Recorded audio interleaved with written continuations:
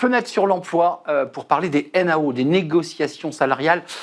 Ça a été compliqué, on va en parler tout de suite avec Sophie Deher, consultante senior en quête de rémunération chez Mercer France. Merci Sophie de nous rendre visite pour cette première émission, parce que c'est vrai que les nuages viennent un peu assombrir le paysage, et les négos salariales ne se sont pas très bien passées. Il y a eu un climat, on peut le dire, tendu quand même dans ces négos. Tout à fait, un climat tendu. On a beaucoup plus de PV de désaccords cette année qu'on en avait l'année dernière. Et la première raison, c'est les niveaux des budgets qui sont historiquement bas, historiquement serrés, puisqu'on atterrit à 2,5% d'augmentation cette année. 4% en 2024. Et 4,95% en 2023. Donc là, on a une chute libre. Liée principalement à la baisse de l'inflation, stabilisation et la baisse de l'inflation, parce que les niveaux de 4 ou 4,95, c'était des niveaux historiquement hauts également. Oui, qui rattrapaient d'ailleurs, rappelons-le, qui ne rattrapaient pas le niveau de l'inflation.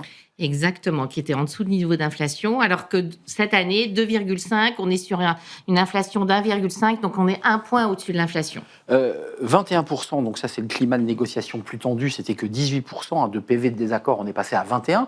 Juste un mot un peu technique, mais un PV de désaccord, c'est-à-dire qu'on ne s'est pas mis d'accord sur la négociation salariale, la NAO se négocie avec les partenaires sociaux, qui décide à la fin ?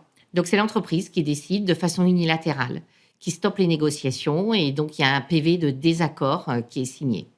Donc ça montre quand même que le climat social est tendu et reste tendu également pour les négociations à venir. Alors l'entreprise évidemment veut garder ses talents et veut continuer à recruter, même si évidemment la crise est en train de passer par là.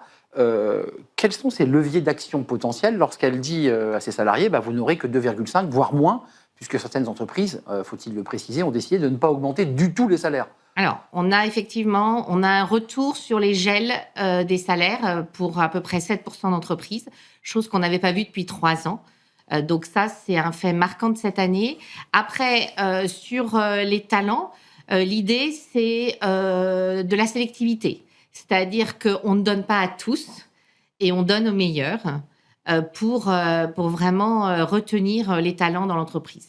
Il y a d'autres outils, je dirais des avantages extra-salariaux, parce que c'est peut-être des éléments de compensation, parce qu'il faut quand même préciser qu'il y a une négociation avec le CSE, puis il y a aussi des négociations qui sont avec le manager. Alors, il y a des éléments non financiers, ou en tout cas qui ne rentrent pas dans le budget global des NAO, comme la participation plus importante au transport en commun. On a également des initiatives sur l'équité homme-femme. On va avoir aussi la mutuelle, la participation aux frais de mutuelle, parce que ça commence à devenir lourd aussi. Très également important. Sur les budgets des salariés. Donc la mutuelle est un élément levier, parce qu'on voit évidemment des augmentations de mutuelles.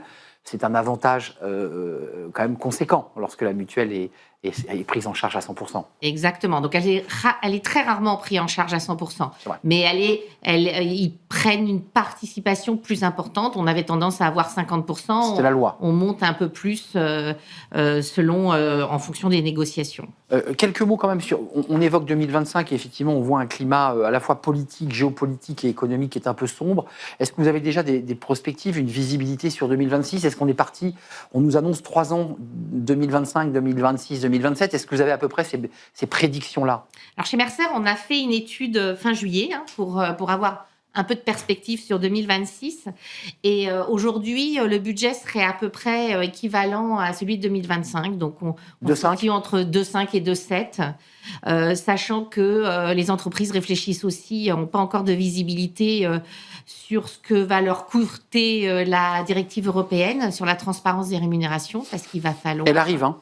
Oui, parce qu'il va falloir aligner certains salaires qui sont en décrochage suite à l'analyse. Donc, il y a aussi cette partie-là. Donc, ils sont prudents. Et puis, ils attendent aussi, il y a de l'attentisme par rapport à la stabilité politique. Bien sûr. Et de savoir à quelle sauce ils vont être mangés. Pour la première fois de 2021, rappelons-le une nouvelle fois, pas d'augmentation ou des augmentations générales qui n'ont jamais été aussi basses. 0,2 versus 1%. Je parle des augmentations générales, 1% en 24. Effectivement. C'est très bas.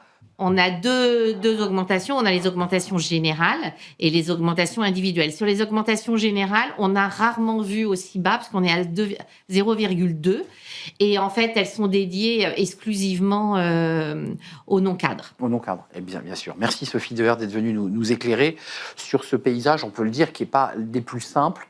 Vous qui observez l'évolution des rémunérations, des salaires et puis évidemment de tous les outils extra-salariaux. Merci Sophie Deher, consultante senior en quête de rémunération chez Mercer France avec des études à découvrir sur votre site Mercer. Merci de nous avoir rendu visite. Merci à vous, merci à Nicolas Juchat et à toute l'équipe qui m'a accompagné pour ce premier numéro. Je serai là, évidemment. Merci pour votre fidélité. Merci à vous et merci pour vos messages. Je vous dis à très bientôt. Bye bye.